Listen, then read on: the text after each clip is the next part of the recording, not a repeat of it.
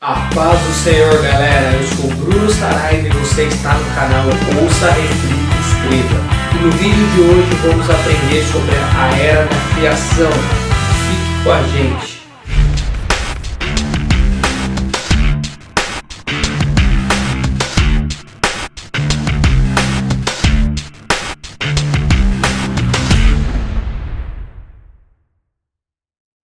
É isso aí, galera. Estamos de volta. Depois de um período aí de recesso, depois de um período aí longe, amém? Um período aí necessário para que Deus orientasse aí quais os planos, qual é o caminho que o canal iria percorrer ao ano de 2019, ao longo de 2019. Então, eu te convido aí a continuar acompanhando, teremos muita novidade. Iniciaremos aí esse ano com uma sequência de vídeos com relação ao estudo de panorama bíblico. Nós iremos aprender vários períodos da Bíblia. E nós começamos aí esse panorama aprendendo sobre a Era da Criação. Em seguida aprenderemos os patriarcas. Fechou? Então fique com a gente, lembrando que as outras redes sociais também estão nativas novamente, tanto a rede social do Facebook, como Instagram, como o blog estarão ativos. Eu te convido a ir lá, terão postagens diferentes para essas redes sociais. Então não deixe aí de acompanhar, compartilhar, comentar aí, amém? Fique à vontade de dar sugestão, fechou? Vamos aprender aí então um pouco sobre a Era da Criação. Hoje nós vamos ter um início aí sobre a Era da Criação, amém? Talvez esse vídeo fique um pouco longo, mas é necessário aí para nós termos até uma divisão legal aí, para não ficar muitos vídeos falando sobre o mesmo tema, fechou? Quando nós falamos sobre a Era da Criação, eu creio que na sua mente, assim como a minha, relacionado à Bíblia, nós lembramos do que? De Gênesis. Isso é fato. Gênesis vem logo na mente. E é muito interessante, por quê? Porque quando nós queremos aprender sobre o princípio das coisas com relação à palavra, com um parâmetro bíblico, o lugar que nós devemos procurar é em Gênesis. Como diz ali em Gênesis 1:1, no princípio. E aí, em Gênesis é muito louco, porque em Gênesis nós vemos a primeira vez falando sobre o universo, a primeira vez falando sobre matéria, sobre animais, sobre plantas, sobre o homem, sobre tempo, sobre pecado, sobre sofrimento, sobre tristeza, sobre casamento, sobre família, sobre governo, línguas, trabalho e muitos outros assuntos. Então nós vemos em Gênesis o início de todas as coisas. E é muito legal, porque nós podemos fazer aí uma divisão, podemos considerar aí como a primeira divisão do livro de Gênesis. Gênesis 1 ao 11. Por quê? Nós podemos ver que nesse período de Gênesis 1 e 11, nós vemos a criação. E aí é muito legal, porque nós vemos dentro da criação a soberania de Deus sobre a criação física, em Gênesis 1 ao 2. É muito interessante que nesse momento a Bíblia não diz em nenhum momento, nem no texto original, nem nas traduções, que Deus foi criado ou que algo criou Deus, como relatado na criação de tudo. Então a Bíblia fala, Deus criou tal, Deus criou os céus e a terra, Deus criou luminares, um para iluminar a noite, outro para iluminar o dia. Com relação a Deus, a Bíblia não relata nada. Mostra aí a preeminência de Deus e a existência de Deus antes de tudo. Deus sempre existiu antes da criação do mundo e Ele sempre vai existir depois da criação do mundo. Nós servimos um Deus que Ele é onipotente, onisciente e onipresente. Então Ele é detentor de todas as forças. Fechou? É muito interessante porque quando nós vemos tudo isso, toda essa soberania de Deus na criação, quando nós estudamos o livro de Gênesis, nós já percebemos que o próprio livro de Gênesis, ele já desbanca muitas teorias, muitos pensamentos que foram criados ao longo da história. Pensamentos esses como o ateísmo, amém? Como o politeísmo, como o panteísmo, como o pensamento da evolução e o pensamento que a matéria é eterna. Só com a leitura do livro de Gênesis nós já podemos desbancar esses pensamentos. E aí é muito legal porque a criação, quando nós falamos da criação, a semana da criação do universo, nós vemos logo no início aí, muitos, e eu creio que você, tanto eu, já foi questionado com relação à veracidade da Bíblia. Então, eu creio que você já deve ter ouvido, mas como que Deus criou tudo em apenas poucos dias e apenas poucos minutos, com poucos dias, como relata a Bíblia? Ou naquele período havia 24 horas ou não? E se tinha 24 horas, como Deus criou tudo isso? É impossível. Então nós vemos aí, ao longo do tempo, a ciência, as pessoas que não creem em Deus, tentando colocar questionamento em cima da veracidade da Bíblia. E aí é muito interessante porque a ciência acaba entrando numa situação muito doida. Por quê? Existe uma coisa na ciência que é o quê? Só pode provar aquilo que se pode reproduzir. Como eles nunca vão conseguir reproduzir Deus, ele nunca vai conseguir ser provado. E aí é muito louco, porque isso faz com que a nossa fé seja inteiramente na Bíblia e ela não pode oscilar. E é muito legal porque a Bíblia, lá em 2 Pedro 3,8, fala o seguinte: não se esqueçam disto, amados. Para o Senhor, um dia é como 1000 anos, e 1000 anos como um dia. A criação dos dias, e aí nós entramos aí em um outro tópico dentro da criação, que é os dias da criação, que são o capítulos 1 e 2. Todo o primeiro versículo de Gênesis ali começa com a palavra e. Menos o primeiro. Isso indica o quê? Que esta história está sendo relatada de uma forma sequencial e cronológica. Ou seja, cada versículo está ligado com o versículo que vem antes e depois. Então assim, nunca o homem ia ser colocado sem que a terra fosse criada. Fechou? Os acontecimentos dos versículos seguintes aconteceram imediatamente logo depois do outro. Não deixe espaço longo de tempo entre um versículo e outro.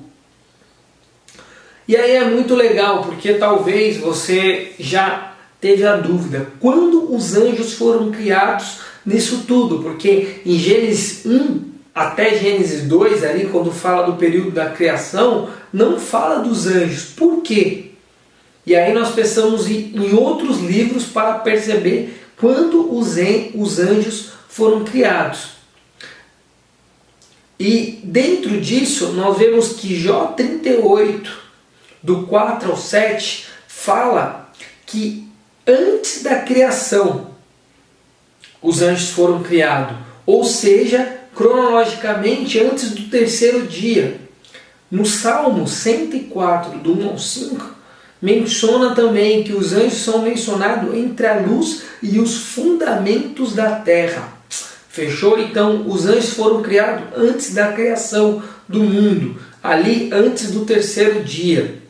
E aí é muito interessante, porque Deus criou os céus e a terra do nada. E a palavra criar é fazer do nada, colocada ali na nossa tradução. Nós podemos ver essa mesma referência em Hebreus 11:3. A terra foi criada primeiramente sem forma, como diz o texto, que esse sem forma significa sem ser formada, sem uma composição correta, e vazia, sem habitantes. Fechou? Porém, a terra criada, assim sem forma e vazia, continha todos os elementos básicos e necessários para que tudo o que Deus ia fazer logo em seguinte. E aí é muito legal, porque o texto fala ali em Gênesis 1:1 que o Espírito de Deus se movia. Esse se movia significa agitar, vibrar, bater as asas e tremer no original. Aí o texto continua, sobre a face das águas. A face do abismo é a mesma coisa. Fechou? E Deus falou e tudo começava a tomar forma organizada a partir de uma ação de Deus, a partir de um comando ali de Deus. E aí é muito interessante porque nós começamos a perceber que tudo estava esperando uma força, ou seja, uma energia do Espírito Santo e o poder da palavra de Deus para começar a ser organizado. E aí é muito legal porque a criação de Deus é de forma contínua e coerente. É muito legal isso. E aí uma outra pergunta que eu creio que você deve ter feito, e talvez seja uma dúvida: quando foi que Satanás e seus anjos caíram sobre a terra? E aí é muito legal porque dentro da palavra nós conseguimos ter uma base de quando a queda de Satanás aconteceu. Depois dos 7 dias da criação, entre o versículo de Gênesis 1:31 a Gênesis 2:3. Por quê? Porque quando nós lemos os versículos anteriores, notamos que a frase dada por Deus é sempre eis que era muito bom, eis que era bom. Então Deus sempre coloca isso no final da criação das coisas. Se fosse antes que Satanás tivesse caído, não seria colocada essa frase.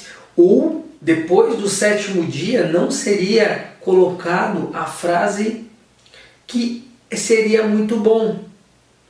Então, depois do 7º dia, mas antes da tentação e a queda do primeiro casal, que é Adão e Eva, porque Satanás aparece ali no Jardim do Éden, e com isso, a própria palavra diz que foi o próprio Satanás que apareceu para Adão e Eva.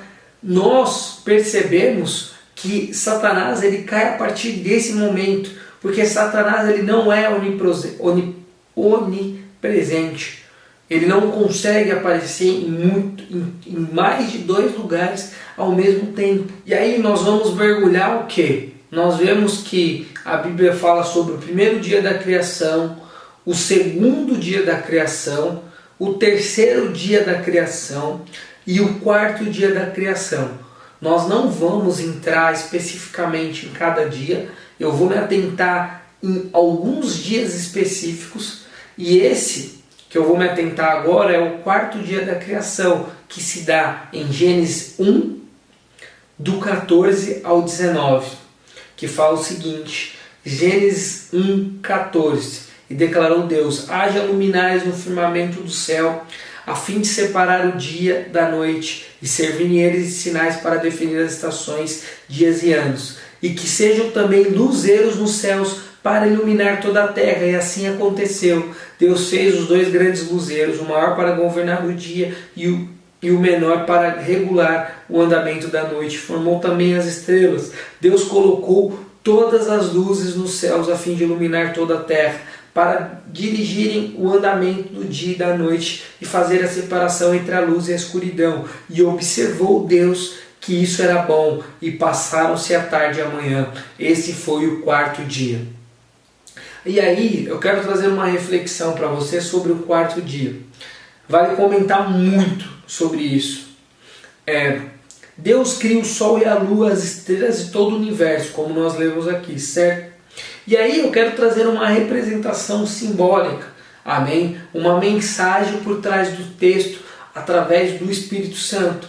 O sol representa simbolicamente o Senhor Jesus, como está escrito lá em Malaquias 4:2, que brilha no dia da sua vinda maravilhosa. A lua representa a igreja do Senhor Jesus Cristo, que brilha agora no mundo, que está em trevas, que podemos falar como a noite, como está escrito lá em Mateus 5, do 14 ao 16. Vale a pena você dar uma olhada nessas referências, amém? A lua não tem a sua própria luz, mas somente reflete a luz do sol à noite. Na noite a lua vê o sol, mas a terra somente vê o reflexo do sol que a lua dá. A igreja do Senhor Jesus Cristo está refletindo a luz do Evangelho do Salvador aqui neste mundo cheio de trevas. A igreja vê o sol da justiça, que é Jesus, mas o mundo cheio de trevas somente vê o reflexo do sol, que é a igreja. Então a igreja reflete a luz, que é Jesus Cristo. Jesus é o luminar maior e a sua igreja é o luminar menor. Deus criou o luminar menor para refletir a luz do sol.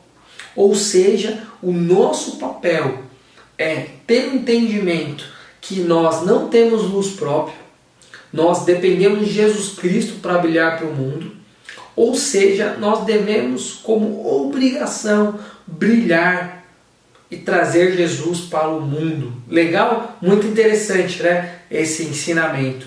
O quinto dia da criação. Passa-se o sexto dia da criação, nós não vamos comentar também a fundo. E aí o sétimo dia da criação, que se dá em Gênesis 2, do 1 ao 3. Vale nós comentarmos. Tudo que Deus criou foi em funcionamento perfeito, em harmonia. Toda a criação cessou nesse dia. Agora é conservar a criação de Deus e ver a deterioração dela. Que se não fosse o pecado, isso nunca aconteceria. Essa história da criação de Deus são os acontecimentos literais, factuais, reais, históricos e atuais e extremamente verdadeiros que aconteceu. Deus completou a sua obra da criação e ficou satisfeito completamente com ela, e por isso que ele descansou no sétimo dia. E aí entra um outro ensinamento, não porque estava cansado, porque Deus não se cansa, mas para simbolizar que a sua obra da criação estava completa, terminada, consumada e perfeita diante de tudo que estava acontecendo. E este dia agora é o primeiro dia da semana. E aí é muito interessante, porque Deus já nos ensina nesse versículo, no sétimo dia, que, como eu disse, não mostra o cansaço de Deus, e sim Ele quer mostrar que a obra foi perfeita e que nós devemos descansar. Agora, quando nós colocamos que necessariamente no sétimo dia, ou seja, no sábado, nós devemos descansar, é como se nós recusássemos a obra da cruz e colocarmos como uma obra humana no lugar. Amém? Deus não está falando, assim nós podemos ver nos evangelhos, quando Jesus questiona a forma religiosa que os fariseus tratavam isso. Fechou? Então fica aqui o nosso final do encerramento com relação a esse tópico que nós estudamos. Com certeza iremos ver um pouco mais, amém? Temos muito conteúdos com relação à era da criação, serão alguns vídeos para que eles não fiquem tão longos, fechou? Se você gostou disso daqui, não deixe de partilhar e comentar. Se você ficou com alguma dúvida com relação a esse conteúdo, pergunte, fechou? Não deixe de perguntar. Ouça, reflita e escreva sobre isso.